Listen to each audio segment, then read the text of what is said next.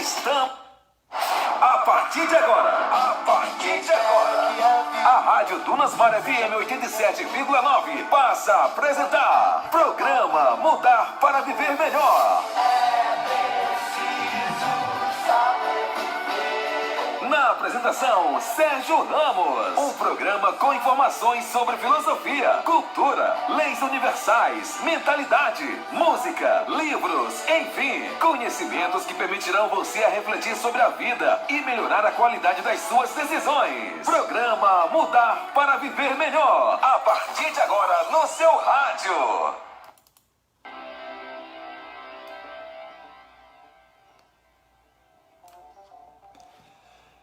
Hoje são 25 de junho de 2020, quinta-feira. Hoje está, apesar de não ter muitas nuvens, hoje está nublado aqui um pouquinho, né? Então, quinta-feira, bem gostosa, começa agora para toda a Tutóia aqui no estado do Maranhão e também para todo o Brasil e para o mundo, porque estamos pela internet. Mais uma edição desse maravilhoso programa Mudar para Viver Melhor, comigo, Sérgio Ramos, coach de desenvolvimento pessoal. Então, quando tudo parecer sem saída, quando você estiver aí de saco cheio dessas notícias aí que não lhe interessa, venha para cá, venha aqui pela manhã, né? Aqui pelo Facebook, aqui pelo meu perfil, Sérgio Ramos, ou então ouça, né, pela Rádio Dunasmar logo às 19h30, ou então você pode ver os outros programas, e esse de hoje, logo mais, quando esse acabar, né? Todos os programas estão lá aqui no nosso perfil, e também lá no nosso canal Sérgio Ramos Mudar para Viver Melhor, lá no YouTube. Então você vai lá, se inscreve também no alerta, né, para você receber notificações quando tiver novidades, né? Então você está aqui porque você está procurando, né, assim, novas informações, e aqui você certamente terá novas informações todos os dias, né? Informações importantes, que eu sempre falo aqui, que a informação é a coisa mais importante que você pode ter, porque nós passamos a vida tomando decisões, e nós tomamos decisões a partir de informações. Como eu sempre digo, se você tomar decisões considerando fake news, você terá as consequências falsas, porque existe um princípio que é muito utilizado no direito, que é o fruto da árvore envenenada, que quer dizer o seguinte, que quando o processo começa errado, a sentença é falsa. Então, quando você toma uma decisão, porque toda vez que nós tomamos decisões, nós esperamos uma consequência. E se você toma uma decisão baseada em informação falsa, evidentemente, logicamente, consequentemente, você terá um resultado também falso, né? Como diria aí Albert Einstein, né? Se esperar resultado diferente fazendo as mesmas coisas, isso é o cúmulo da loucura. Então, vamos lá. Esse programa, a partir de hoje, conta com o apoio cultural da CEDIT, né? Centro de Diagnóstico e Imagem de Tutóia. CEDIT, Centro de Diagnóstico e Imagem de Tutóia, localizado na Rua Celso Fonseca, sem número, Centro. Venha e conheça o conforto e a qualidade dos nossos serviços. Especialidades em pediatria, ginecologia e obstetrícia, cardiologia completa, ortopedia, mastologista e nutricionista. A Cedit dispõe de exames, mamografia, ultrassonografia, exames laboratoriais, mapa Holter, ecocardiograma, ergometria, biópsias, preventivos e tomografia. A tomografia é o exame ouro para o coronavírus. Não deixe sua saúde em segundo plano. Orçamento para consultas e exames via WhatsApp 98 98712 0861. Atendimento altamente especializado. Cedit, Centro de Diagnóstico e Imagem de Tutóia, localizado na rua Celso Fonseca, sem número centro. Venha conhecer e fazer parte do nosso quadro de clientes satisfeitos. Então é isso. Se você quer ter sua marca associada a informações que tendem, né, a mudar a vida das pessoas para melhor, então você pode ligar ou enviar mensagem para o número 98 984 58 4783, né? Então vamos começar aqui os nossos trabalhos. Como você ouve aí na abertura, esse programa fala de filosofia, fala de livros, fala de música, fala de literatura, fala de coisas, de mentalidades principalmente, né? de leis universais, né? São coisas que nós trazemos aqui para você refletir e abrir, né, os horizontes. E quando nós abrimos os horizontes, né, quando nós abrimos a mente para novos conhecimentos, certamente isso altera as nossas perspectivas diante da nossa visão de mundo, né? dos nossos problemas, das nossas questões. Então, quando você tem uma informação nova, você pode interpretar a realidade de uma forma que você possa entendê-la melhor e assim poder atuar com mais segurança, né? Então, mas também eu resolvi trazer o assunto de política, mas não a política partidária, essa maluquice que nós estamos vendo aí, né? Mas a política como informação, né? A política como ciência, a política como história, porque a política, né? Nós somos o ser político, já disse o filósofo. Nós somos seres políticos porque nós somos seres sociáveis, né? E toda vez que você se associa, se relaciona, você só faz isso baseado em acordos, em entendimentos, em negociação, né? No dia 18/6, iniciei aqui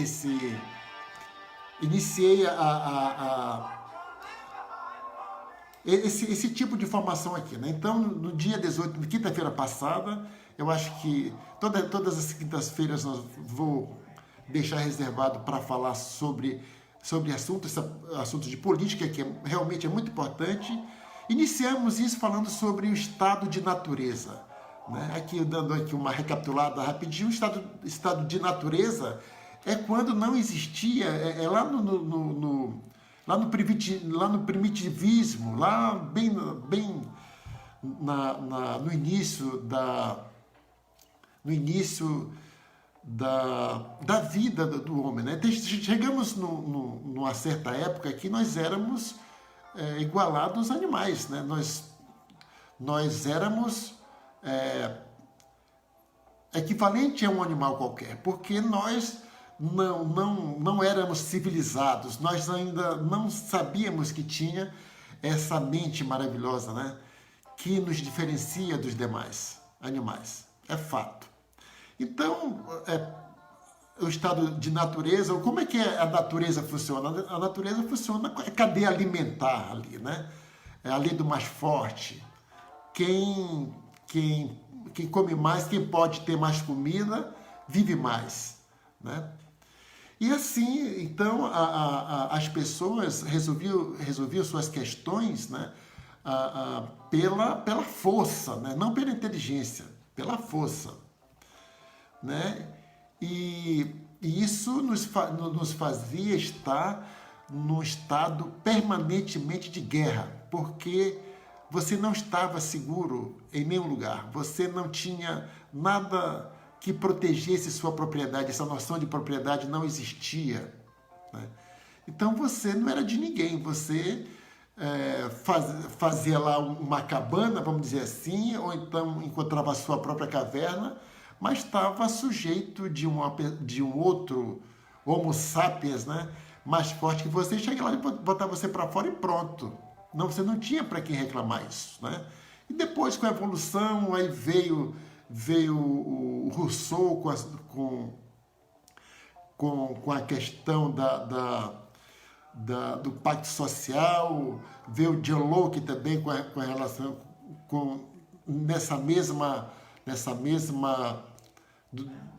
nesse mesmo processo civilizatório, e chegamos onde estamos, né, como nos descobrimos como humanidade, como civilização, e estamos aqui. E claro que nós temos as nossas diferenças, mas só que nós não mais cuidamos dessas coisas com as próprias mãos. Nós temos aí os nossos direitos que estão gravados no Estado Democrático de Direito, né? E também temos os nossos deveres, temos regras para tudo, regras de convivência, né? O fato de você viver na natureza, dentro do mato, essas regras também existem, são as regras naturais, né? Se você vê ali a história do Robinson Crusoe, ele chegou lá no mato e começou a se posicionar de acordo com o que a natureza oferecia para ele. Ele passou a comer o que a natureza oferecia para ele. Ele começou a se proteger porque começou a descobrir que existiam outros animais ferozes, que aí ele foi construindo lá a sua casa, aquele negócio todo, mas existem regras. Só que essas regras são regras da natureza. As regras que nós temos hoje de convivência são as regras criadas pelo homem, né? Pelo processo civilizatório. Então, criamos regras para que nós pudéssemos conviver tranquilamente, em paz com as outras pessoas, né? Aceitando os seus direitos e também aceitando o direito das pessoas, né? Muito bem, mas existe a questão do poder, né? Do poder instintivo, né? Então, a evolução disso tudo, né? Que foi a formação da sociedade num líder maior, né? Mas como é que esse líder se surgiu, né? Foi aquele mais forte que foi dominando o mais fraco, foi dominando mais um, mais dois, mais três, foi conquistando os territórios, e ele, todos os territórios e os outros homens que ele conseguia escravizar, ele tinha poder absoluto sobre as pessoas, né, e sobre o território. Então, tudo ali ele que mandava, né? É poder absoluto, né? De poder absoluto. Então, criou-se a história, né? Gravou o nome de absolutismo, que é uma forma de governo, né? Uma forma de governo. Que isso vem da época, de certa forma, vem da época do estado de natureza, porque você tem poder absoluto. Você tem poder, inclusive, de poder sobre a vida das pessoas, sobre a vida dos animais, né? Então, a história gravou aí, para ficar mais clara a explicação, chamou uma forma de governo absolutista, né? Só que aí foi com a evolução, o homem saiu, não era mais aquele chefe de tribo, aquele negócio todo, mas aí foi, né, evoluiu para o reinado, né, para aqui o senhor, né, o senhor absoluto, mas aí com mais sofisticação, porque o rei já morava em castelos, né, e tinha uma forma de administração mais sofisticada, né? Então, hoje nós vamos falar um pouco de absolutismo, né? E se der tempo a gente fala na política, como aconteceu, para fazer o contraponto entre absolutismo e política, que é hoje o que nos permite viver, né? Bem respeitando a questão do outro, porque, já aqui adiantando um pouco, o absolutismo é o poder total. Então, eu sou a lei, né? Os reis antigos, eles eram a própria denominação de Deus na Terra. Então, ele se colocava lá como representante direto de Deus, né? E isso fazia com que as pessoas tivessem ainda mais respeito e jamais se revoltassem contra o rei, né? Então, isso é o absolutismo, não tinha negociação. Ele dizia e pronto. A política é um regime de negociação, né? Que rege a democracia, por exemplo. A democracia é um regime de governo de negociação, onde existem os debates, onde existem os pontos de vista, né? A população tem o direito ali de se manifestar, né? E chegou a tripartição dos poderes, né? Lá com Montesquieu e tal, mas aí o povo tem representantes, o povo por que o poder maior é o do povo? Porque o povo tem o poder de criar leis, que é lá no Congresso Nacional, nas assembleias estaduais, nas câmaras de vereadores municipais, né? E o absolutismo não. O rei dizia, acordava de manhã cedo lá, olha, vamos mudar isso aqui, escrevia lá no papiro, e aí chegava lá o representante do rei e lia aquelas coisas lá em praça pública, ou então pregava nos mercados, pronto. Não tinha discussão. Era imposto e pronto, né? Então, o absolutismo foi uma forma de governo muito comum na Europa, né, que geralmente as referências que nós temos, mas também nós temos aí as dinastias, né, no Oriente, que também eram que é equivalente, só muda o nome, mas a forma de governo é absolutista, porque essas pessoas tinham poder total, né? Temos um nome de ditadura, mas ela tem assim, é difícil diferenciar ditadura de absolutismo. Por quê? Porque o absolutismo é mais voltado para os regimes de reinado, né? De impérios, né?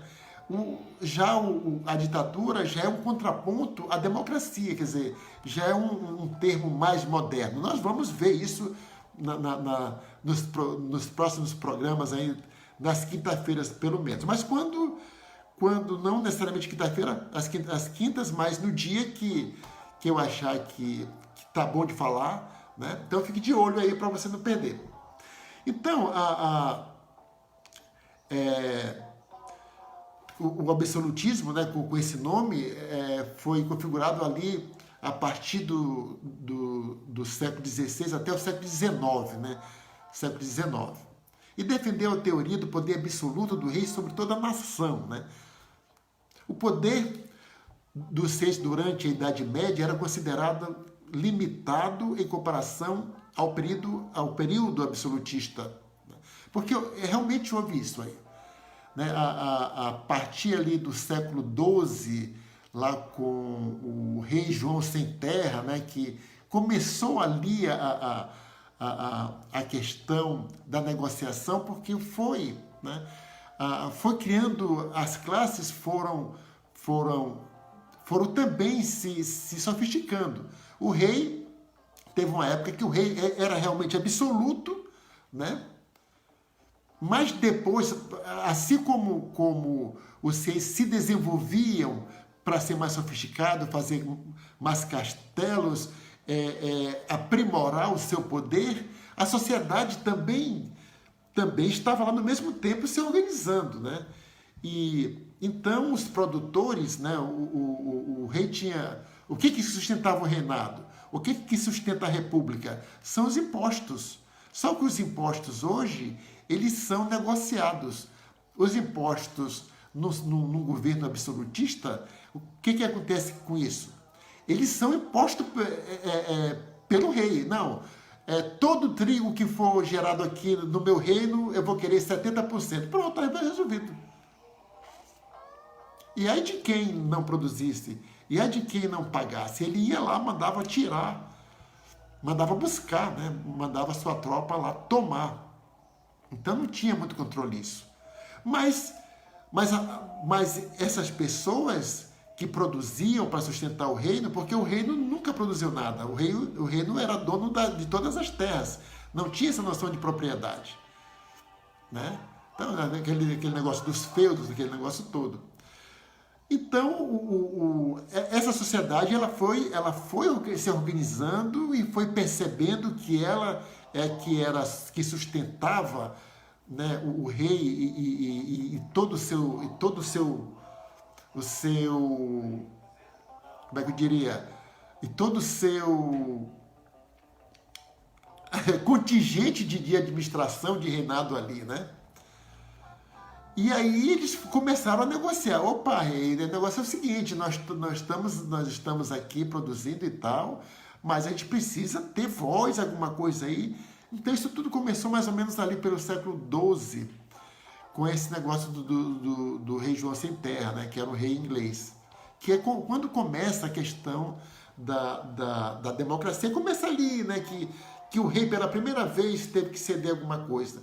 Então, os nobres, que depois foi chamado de burguesia, então eles começaram a ter ali alguma voz nas decisões do rei, né? E isso foi evoluindo. Então, à medida que as nações modernas se estruturavam, principalmente na Inglaterra, né? França e Espanha, de onde saem as melhores histórias aí de filmes, essas coisas, né? O comércio ressurgia na Europa, né? Que exatamente isso foi criando uma classe que não era nobre, mas era uma classe que veio do povo, que veio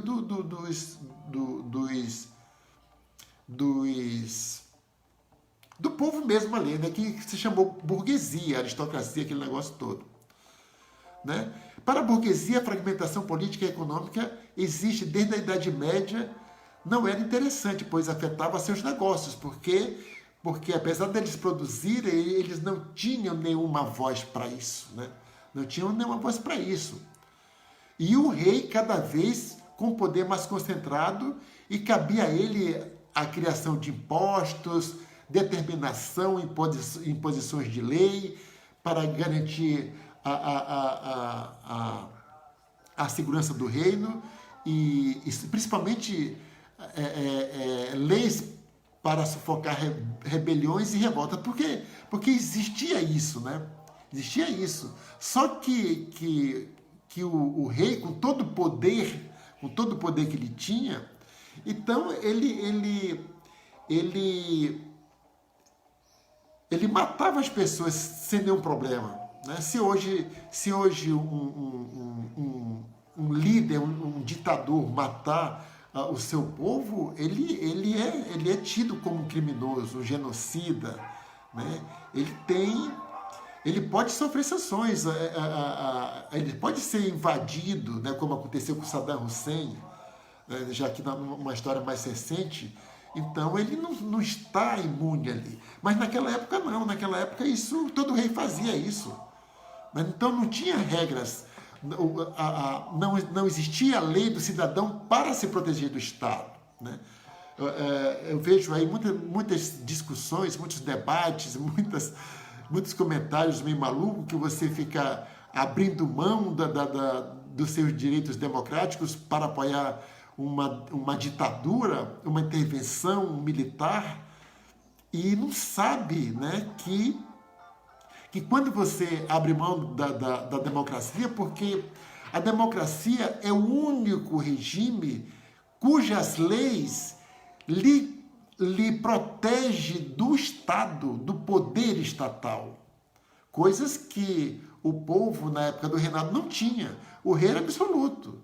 Então, hoje você pode protestar, você não pode cometer crimes protestando, mas você pode protestar dentro dos limites da democracia. Você pode juntar, você pode se reunir com o seu grupo ideológico, né? sem fazer apologia a crimes, sem depredar o patrimônio público. Isso tudo você pode fazer. Mas a partir do momento que você começa a ameaçar a própria democracia, aí não, aí tem a Lei de Segurança Nacional, aí tem o Código Penal, tem um monte de lei, tem a própria Constituição, né? E o Estado não pode bater em você, só quando você ultrapassa. Toda vez que o poder de polícia do Estado, que é necessário para a democracia, para manter a ordem, sempre foi assim, né? Na sua casa como pai, você coloca a ordem lá. Então, toda vez que que o Estado ultrapassar os limites do Estado, ele é um Estado criminoso. Ele é um Estado criminoso. Você tem como cobrar do Estado reparações por danos que esse Estado pode ter trazido para você. Tudo ali dentro da regra democrática. Na época dos reinados, não, e nem nas ditaduras também. Nas ditaduras atuais. Né? Veja o que acontece quando o povo... Vê se alguém... Olha, se você gostar de ler, procure lá como é que funciona a vida lá na Coreia do Norte, que é a nossa ditadura mais fechada hoje na Coreia do Norte. Você não pode nem dobrar o jornal que tem o rosto do chefe, do imperador, do ditador, o Ji-un, né? Ji-un. Você não pode, é falta de respeito, você pode pagar com a vida, dependendo. Então você é obrigado a ter na sua casa o retrato né? Desse cara. Então, isso é absolutismo ainda, que chamamos de ditadura apenas numa modernização do termo, mas é absolutismo. Absolutismo, né? Então, mas também qual era a justificativa do rei? Né? A justificativa do rei era o seguinte: era prometer proteção ao povo. Então ele protegia o próprio reinado. Na verdade, ele não protegia o povo, ele protegia o próprio povo que era dele, porque ele tinha como propriedade as pessoas e o próprio território do seu reinado, né? E colocava isso como proteção do povo, mas na verdade ele estava protegendo o próprio poder, né? Então, ele não aceitava as rebeliões, né? E também criava ali o seu exército para impedir as invasões de outros impérios, de outros reinados, porque tinha esse negócio, né, como Alexandre o Grande, o próprio Império Romano, todos esses impérios. O que é um império? O império é a capacidade que tem do imperador, né, de expandir o seu território invadindo o país dos outros, né? O último que tentou fazer isso foi o Hitler, né? Mas o comunismo também tentou fazer esse negócio. Ali naquele leste europeu lá, tudo foi assim. Tanto que em 89, ali, depois da queda do Muro de Berlim, todos aqueles que acabou com a União Soviética, né?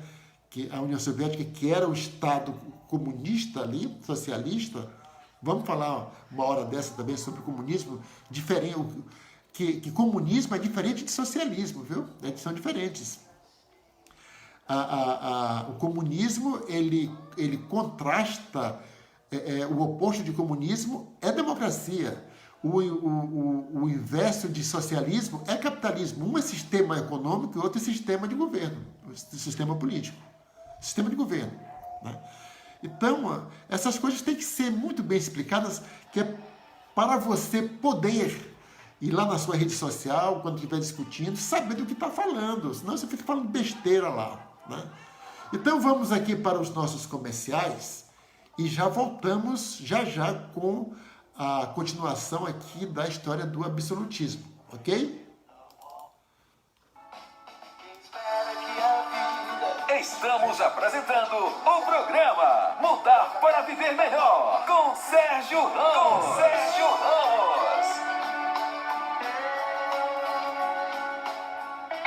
CEDIT, Centro de Diagnóstico e Imagem de Tutóia, localizado na rua Celso Fonseca, sem número centro.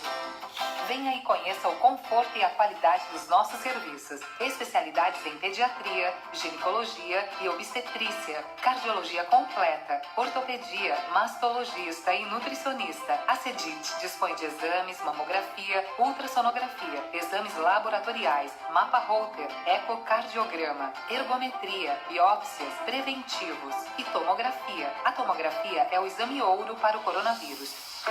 Não deixe sua saúde em segundo plano. Orçamento para consultas e exames via WhatsApp 98 98712 0861. Atendimento altamente especializado. CEDIT, Centro de Diagnóstico e Imagem de Tutóia, localizado na rua Celso Fonseca, sem número centro. Venha conhecer e fazer parte do nosso quadro de clientes satisfeitos. Estamos de volta com o programa Mudar para Viver Melhor. Mudar para Viver Melhor. A apresentação, Sérgio Ramos.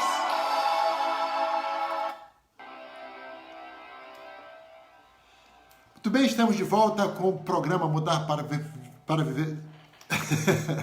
Estamos de volta com o programa Mudar para Viver Melhor, né? Então, como eu estava falando, a questão ali do poder absoluto do rei, né? Que por isso aí a questão do absoluto, poder absoluto, né? Então, e aí isso foi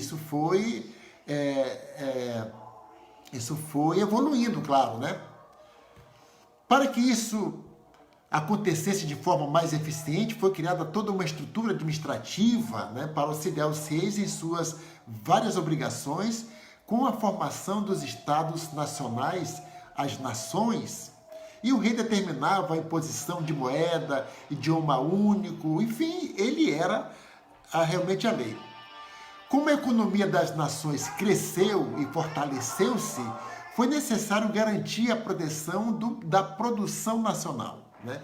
É nessa hora que o rei também entendeu que sem os produtores, sem o produto, sem a riqueza produzida por parte, né, por parte das pessoas do seu reinado, o reinado dele não existiria, porque os reis nunca produziram nada. Eles apenas eram dono das terras e se davam o direito de cobrar os impostos, né, cedia ali a parte da terra, e geralmente a pessoa que trabalhava lá não ficava praticamente com nada. Tudo que era produzido ficava para o rei. Né? Tinha até aquele negócio de você ter orgulho de trabalhar para o rei, né? Tem até a história conta que uma dos argumentos mais fortes, porque a igreja também, a igreja católica também tinha esse negócio, já que o rei era Deus, então toda a riqueza também a igreja ajudava a reinar, né? Então, dos argumentos do clero, né, para que o povo não se revoltasse trabalhando daquele jeito, era o seguinte, era dizer que a pessoa que trabalhava muito, que ficava cansado, esse era merecedor do sono dos justos, entende? Então, só quem tinha direito de ter o sono justo e, claro, seria abençoado por Deus, seria a pessoa que trabalhava, principalmente trabalhando para o rei. Né? Isso, e era assim que as pessoas trabalhavam, sendo exploradas, né, a exaustão, mas com aquela crença de estar fazendo a melhor coisa do mundo, porque afinal de contas ele era um servo do rei, né, que produzia para o rei, que ajudava o rei a reinar, porque estava produzindo para ele, e de certa forma não conseguia misturar ali o poder do mandatário com do próprio poder de Deus. Né? Então, e assim foi indo essas coisas todas, né? E assim foram criados os impostos alfandegários, ou seja, os impostos para produtos que eram produzidos em outros países, com o poder concentrado nas mãos, o crescimento da arrecadação, já que inúmeros impostos foram criados, o rei podia formar um exército especializado, aquele negócio todo. Esse modelo, ele persiste até hoje, né? Ele persiste até hoje. Bom dia, meu primo Bob. Obrigado pela audiência. Então, esse modelo, ele persiste até hoje. Né? Quando nós saímos do estado de natureza e viemos para o estado civilizatório, né? Foi que você abriu mão, que você abriu mão de ser a própria justiça, de ter o poder absoluto. Olha, esse negócio é tão interessante. Deixa eu fazer um parêntese aqui.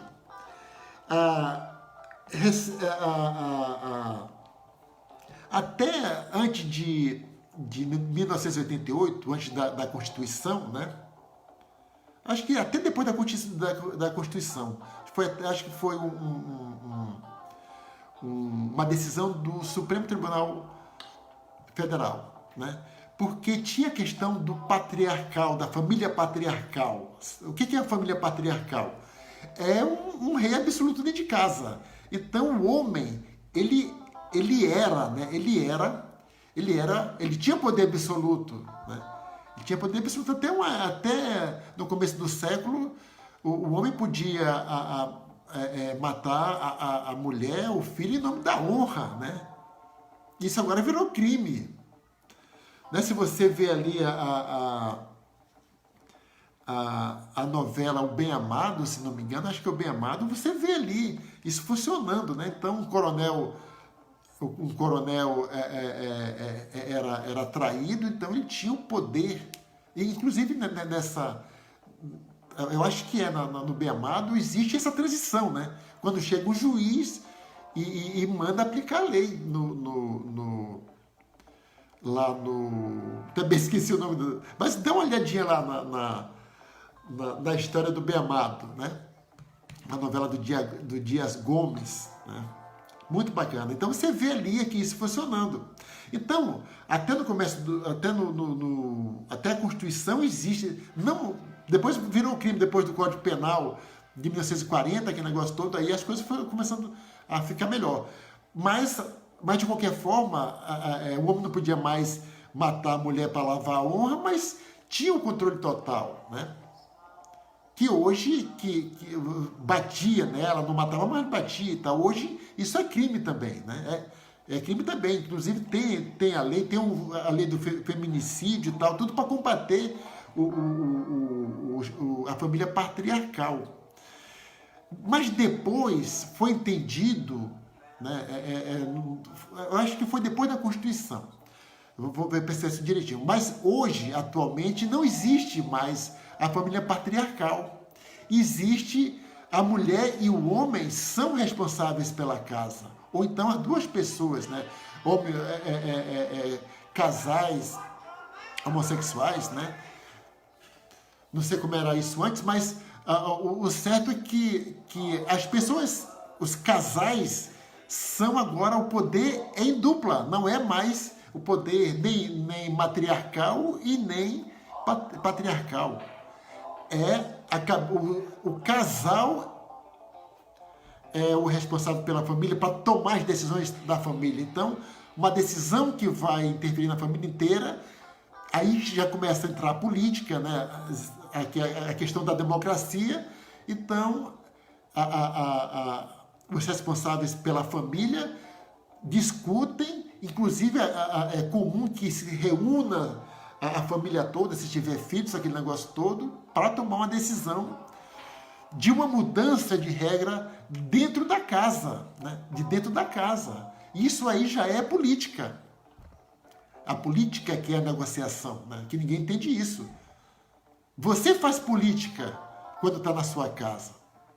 Então, se você é um detrator da política, que a política não presta, não confunda política com os políticos, ou com alguns políticos que não prestam. Em todas as profissões tem os bons profissionais e tem os maus profissionais. Em toda família tem o cônjuge que presta e tem o cônjuge que não presta. Toda família tem um filho que presta e tem um filho que não presta. Mas você não vai detonar a família porque o filho não presta. É só um filho, você tem 9 filhos, você tem 4 filhos. Então aquele filho, a família continua intacta, a instituição família continua intacta, e aí você pune aquela ovelha negra, né, que saiu das regras. A política é isso. Você, quando se relaciona com a sua esposa para tomar decisões administrativas da casa, você está fazendo política. Aí você pode fazer má política e boa política. Agora, confundir política com político ruim, não dá, né? Criou-se essa aura de que a política é ruim, de que os políticos nenhum presta. Você imaginou... Chega aqui mais para cá, né? Chega mais para cá. Se estiver no rádio, encosta mais ouvindo no rádio e me responde uma coisa. Se todos... Olha, quando você diz todos, não é nenhum. Quando você diz ninguém, também é nenhum. Não existe isso de ninguém e todos. Não existe. Sempre vai ter alguém que presta.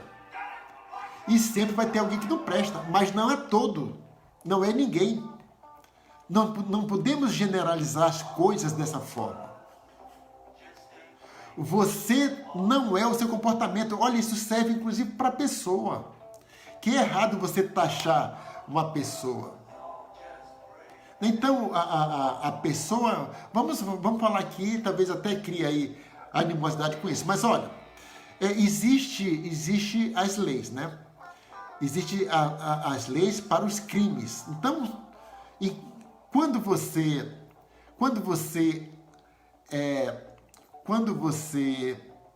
comete um crime e não paga por esse crime, veja bem o que eu estou dizendo aí.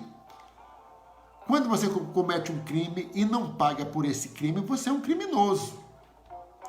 Um criminoso, né? Mas quando você paga esse crime de acordo com as leis, você deixa de ser criminoso.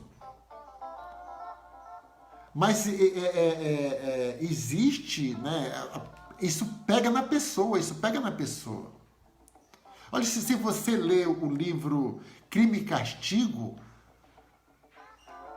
se você lê o livro Crime e Castigo, você vai entender que nem todo mundo que comete um crime, ele é um criminoso, né? Um criminoso quanto mais. Existem aquelas pessoas ali que não tem jeito, né? Por isso que existe prisão perpétua. Lá nos Estados Unidos tem pena de morte. No Brasil nós não temos pena de morte, nem temos prisão perpétua, né? A maior pena é de 30 anos. Né?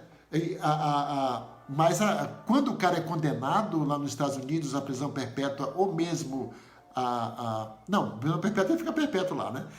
Mas quando ele é condenado à pena de morte, isso não é feito imediatamente, porque o cara fica lá anos e anos até para esgotar todas as possibilidades de você do Estado ou mesmo do condenado poder provar sua inocência. Já a história aí que não é um nem dois, não, são várias pessoas que estavam no corredor da morte, uns até foram executados, depois descobriram que ele era inocente. Né? Mas às vezes, como nós somos muito emocionais, né? Você comete um crime no estado totalmente de fora de si. Isso não é motivo para você cometer crime, porque ou emocionado ou não, você vai pagar. Mas o que eu quero dizer é o seguinte: é diferente de quando você comete um crime. O crime de dolo, né, que é o crime culposo, que você não teve culpa, né, você agiu conscientemente, porque isso existe. A ignorância é muito grande, a falta de controle emocional é muito grande.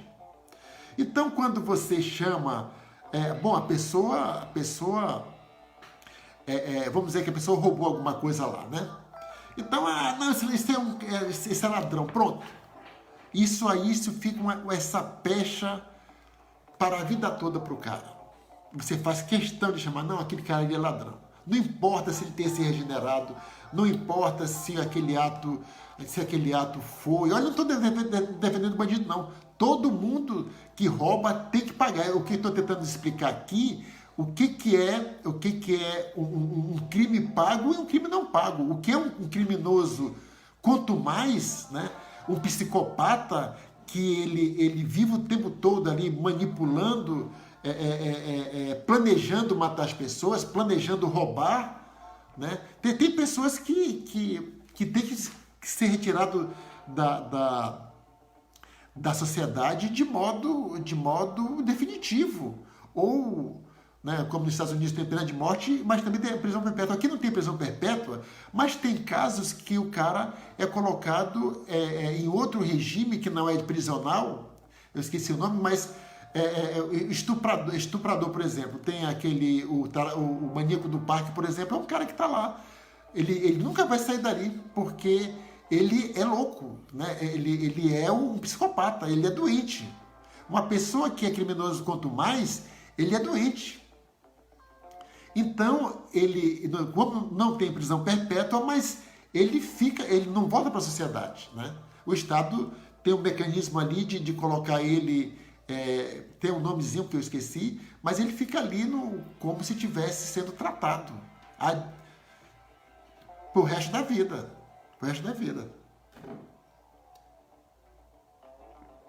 O que eu quero dizer com isso é que você não é o seu comportamento. Se você passou maus momentos usando drogas ou alcoólatra, né? Aí você parou de fazer isso, constituiu família, conseguiu ter uma sequência de rotina do trabalho, você não é mais alcoólatra, você foi um alcoólatra. Você ficou doente. Uma pessoa que pega uma tuberculose, por exemplo, agora a pessoa parou de ser tuberculoso em certo momento da vida. Para os crimes também é assim. Né? Tem os crônicos, mas também tem o que eu quero dizer com isso é que você não é o seu comportamento. Né?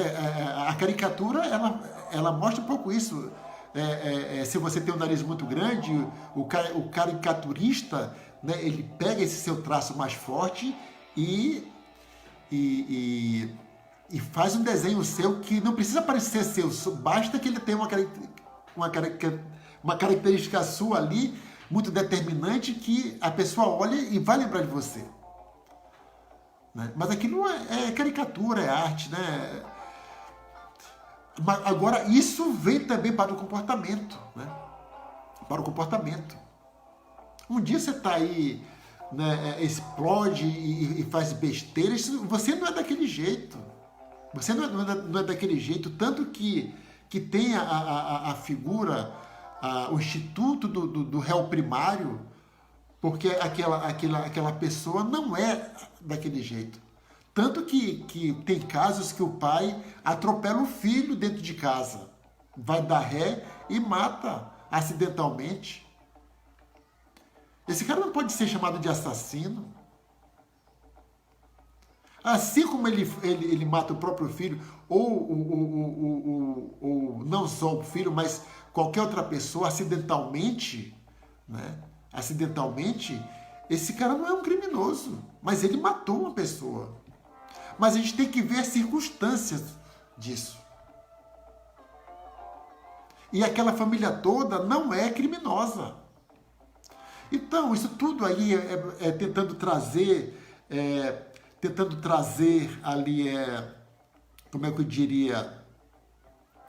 diria, exemplos assim que você possa imaginar, se colocar, né? Entender melhor o que eu estou querendo dizer. Isso é absolutíssimo, né? Vamos dizer assim, né? Você não negocia, você não dá chance para outra pessoa. Não. Roubou é ladrão, acabou. Não tem jeito. Então, esses pensamentos, eles não vêm assim, não. Né? Tem num programa que acho que foi ontem que eu falei sobre o cabeça dura. O cabeça dura, ele mexe na cabeça que um quadrado é redondo, pronto. Os cabeçaduras terraplanistas, né? Os cabeçaduras terraplanistas, apesar de todas as evidências de que a Terra é redonda, ele continua dizendo que a Terra é plana. Principalmente quando muitas pessoas afirmam isso, né? Esse negócio de todo mundo dizer a mesma coisa, isso não quer dizer que é verdade não, viu?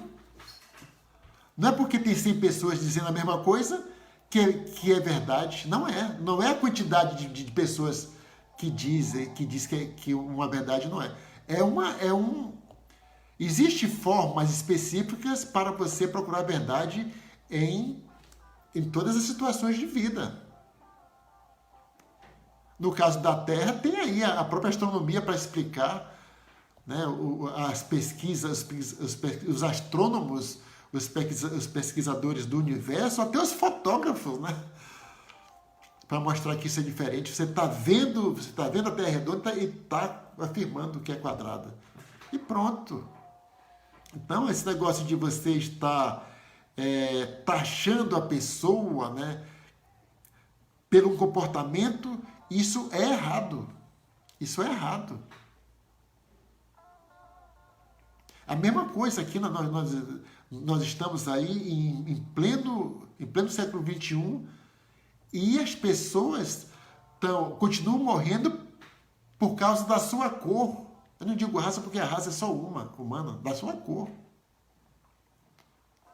Ainda isso, quer dizer, o absolutismo de algumas pessoas continua, né? O primitivismo, aquele achar, não, essa pessoa não presta e pronto, vou matá-la, porque eu não gosto.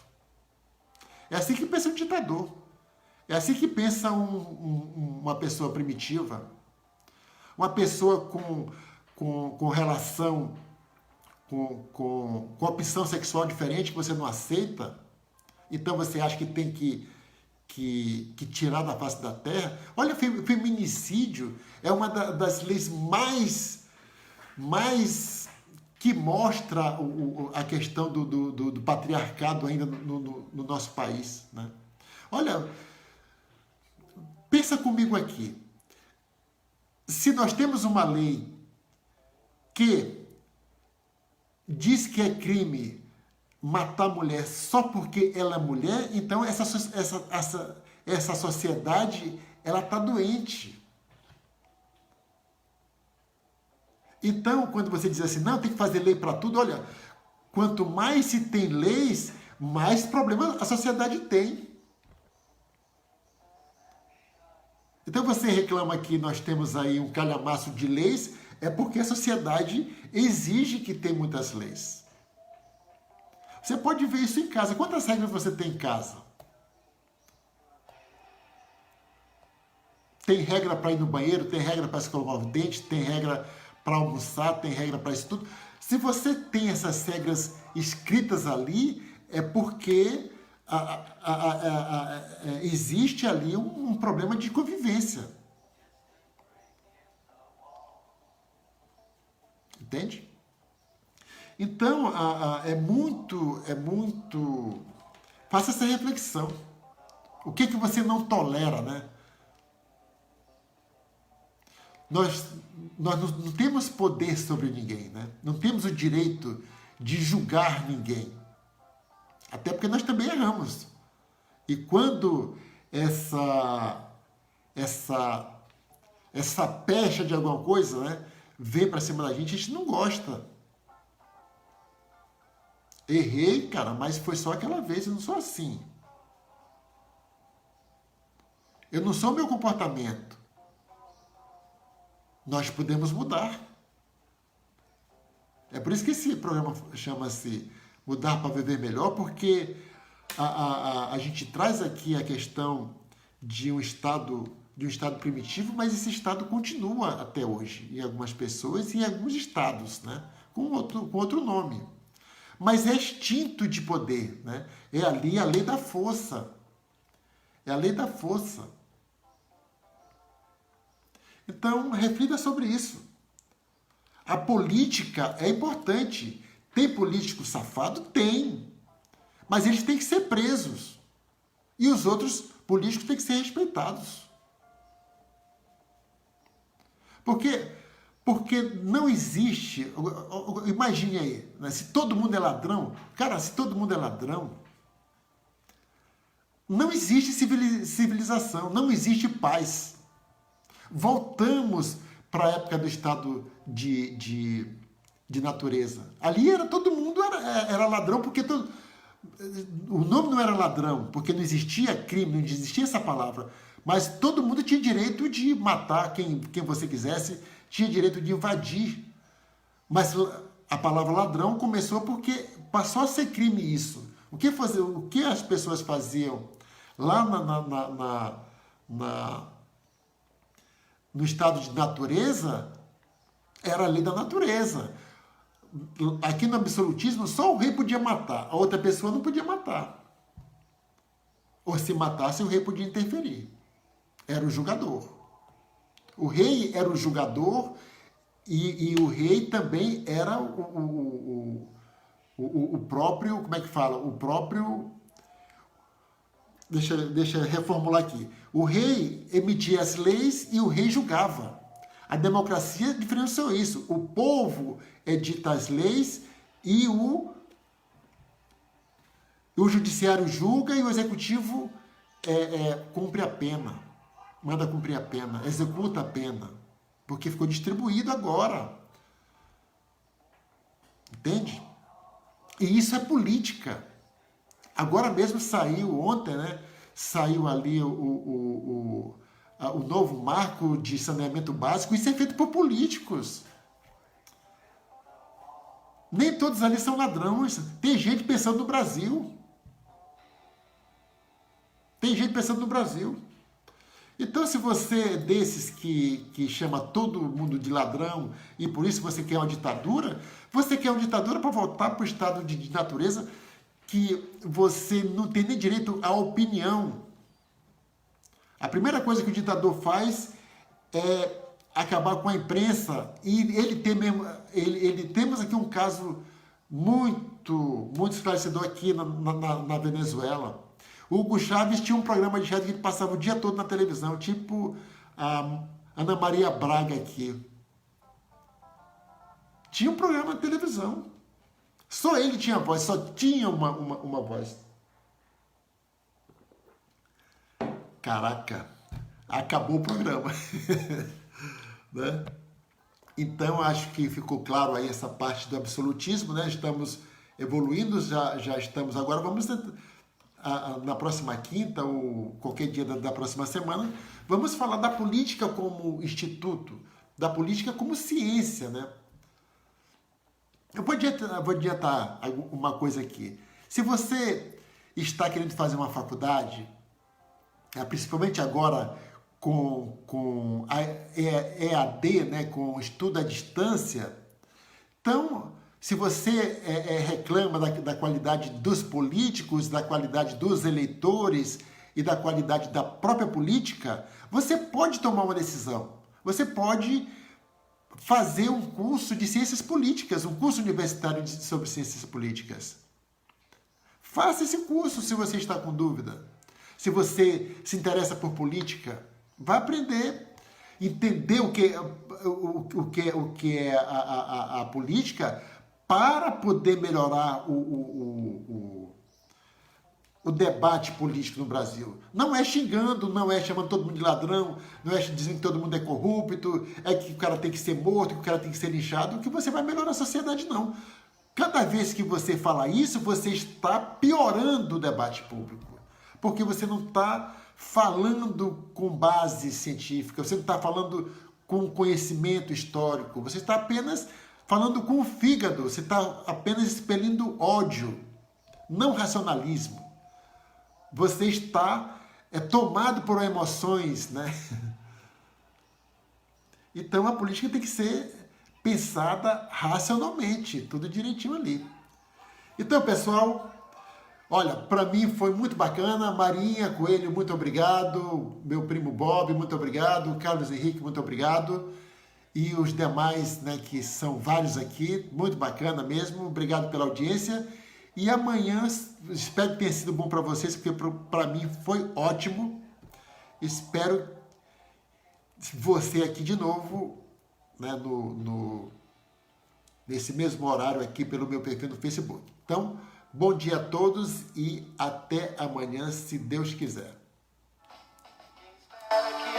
Você ouviu o programa Mudar para Viver Melhor com Sérgio Ramos pela Dunasmar 87,9 FM.